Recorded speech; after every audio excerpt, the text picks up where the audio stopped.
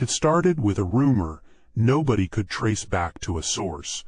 Farmers on the outskirts of Bangkok claimed a building had appeared overnight in a field that had been empty for generations. Not built, not delivered in pieces and assembled. Simply there, the way a thought arrives in your head without you choosing it. By the time the observer reached the site, the rumor had already curdled into something worse. The structure was real. Weathered stone, dark timber beams gone soft with age, arched doorways that looked older than the surrounding jungle, a railway station unmistakably, with long platforms stretching into the brush like the ribs of something dead, except there were no rails, no ballast, no ties, no scar in the earth where tracks should have been laid. The ground beneath the platforms was undisturbed, grass growing thick and untouched. Inside, the air sat cold and motionless, carrying a faint, metallic taste. Dust hung suspended in shafts of gray light, and behind a ticket counter gone soft with rot, a chalkboard listed departures. Not to towns, not to provinces, platform numbers beside each one, as if someone expected passengers. The observer read it twice, certain the words would rearrange themselves into something sane. They didn't. Word spread fast enough that a small team arrived within the week, cameras and notebooks in hand, expecting an elaborate hoax. What they found instead was a structure that resisted every explanation they brought to it. No permits existed. No contractor would claim it. The investigator walked its length twice, searching for seams, for evidence of recent work, and found none. The building sat in its field, as though it had always been there, and the world had simply forgotten to notice. The timetable boards were what broke the team's composure. Painted in flaking white letters, board after board listed arrivals and departures, keyed to years instead of cities. Departure to 1987, arrival from 2050. No times attached to some, as if the hour didn't matter once you'd already left the century behind. The investigator photographed every board, hands steadier than his nerves. Later, a local historian, a careful and skeptical man by reputation, studied the images in silence for a long time. A place to travel through when, not where. Nobody in the room laughed. Nobody offered a better theory.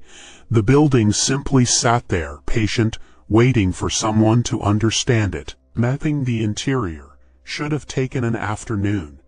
It became, instead, an exercise in slow-building dread. Laser measurements contradicted themselves between readings. A corridor one observer charted as 40 meters long was found minutes later, ending abruptly in solid wall. Chalk marks left to track a route would be discovered on entirely different walls, as if the station had quietly rearranged itself the moment no one was looking. Hallways breathed, narrowing and widening, branching into rooms that hadn't existed on the previous pass. It wasn't damage, and it wasn't illusion. The building was actively unmaking the team's attempts to understand it, folding its own geometry whenever certainty got close. Then the specialist called everyone over. She had been examining an antique clock face, recovered days earlier from deep inside the station, its inner workings unsettlingly clean, for something allegedly decades old. Her brow furrowed deeper with every worse. Its internal readings actively contradicted the spatial and temporal data the team was now logging from the station itself. It was a fragment that shouldn't exist, pulled from a place that shouldn't exist, behaving like proof of something none of them wanted to name aloud. The silence around the station had never felt like peace, but at least it had been quiet. That changed the night the recording equipment caught something none of them could explain away. A low rumble built beneath the earth, growing into the unmistakable rhythm of heavy wheels grinding over rails that didn't exist. Then the long exhale of brakes, the groan of straining steel, the shuddering hiss of a train settling into a platform that had no train and no platform edge worn from use. Every sound was crisp on playback. Every camera showed nothing but empty concrete and undisturbed dust. The assistant noticed the next disturbance, and it was worse. She kept catching things in reflective surfaces. Her tablet screen, the field vehicle's window, glimpses that weren't right. Shapes stretched too long. Shadows bending at angles that made no sense against the light source. Twice, she swore she saw a face looking back that wasn't hers. Gaunt, mouth open in a scream with no sound to match it. It never lasted more than a second, long enough to leave her hands shake. It was reaching into the senses of everyone nearby, bending what they heard and saw, until reality itself felt borrowed, unreliable, no longer fully theirs. Hanging near the ticket booth was an old brass lantern, its glow soft and constant despite casting no shadow on the wall behind it. The observer found themselves drawn to it the way a tongue is drawn to a loose tooth, knowing better, reaching anyway. The moment their fingers touched the cold metal, something rippled through it, not a shake, but a visible distortion, like the lantern had briefly forgotten what shape it was supposed to hold. For one impossible second, it wasn't a lantern at all. It became a smear of wrong angles and colors that didn't belong to any spectrum the eye recognized. The companion standing nearby gasped audibly. Then, just as fast, the lantern snapped back into its familiar brass form, still glowing, still hanging exactly where it always had. But the observer felt something else happen, a cold gap opening where the memory should have been. The seconds of distortion simply weren't there anymore. They blinked at their own outstretched hand, unsure why they'd reached for it, why their pulse was hammering. The companion, it was reaching directly into the minds of those who touched it, taking pieces and leaving silence behind in their place. The walls stopped behaving like walls somewhere in the second hour inside. The observer noticed it first at the edges of their vision, stone pillars rippling like heat haze, before snapping back into solid form. Glimpses opened where there should have been nothing, a starless black void, a ruin choked in vines, gone before the eye could hold onto them. Once, the entire far wall flickered into the skyline of a city that didn't exist yet, glass towers under a sky the wrong color. And then it was just the grimy station again, dust and peeling paint, as if it had never happened. The companion went quiet around then, and the quiet curdled into something the observer couldn't reach. She knelt and began tracing symbols into the dust on the floor with one finger, over and over, the same shapes, the same rhythm. Her eyes were open but pointed somewhere past the observer, past the walls, past everything. Calling her name did nothing. Shaking her shoulder did nothing.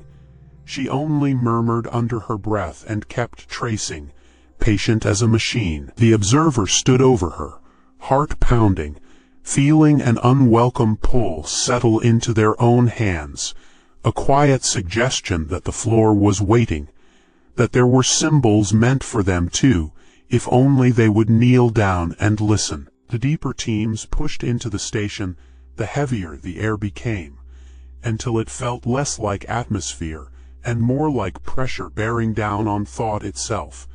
Navigation, once sharp and disciplined, began to fray. A missed waypoint here, a radio call that trailed into confusion there. Small things, easy to blame on fatigue, until they weren't small anymore. Scouts started abandoning their posts entirely, found standing motionless on empty platforms, muttering about a departure to 1888, or insisting they had a connection to catch next Tuesday at dawn. Others knelt and polished rails that had never existed, or swept dust from train cars only they could see, their faces locked in grim, focused determination, as though the task mattered more than anything real ever had. The station seemed to take their purpose and twist it into ritual, hollow and endless. One of the team's observers vanished outright. No struggle, no trace, just an absence where a person had been.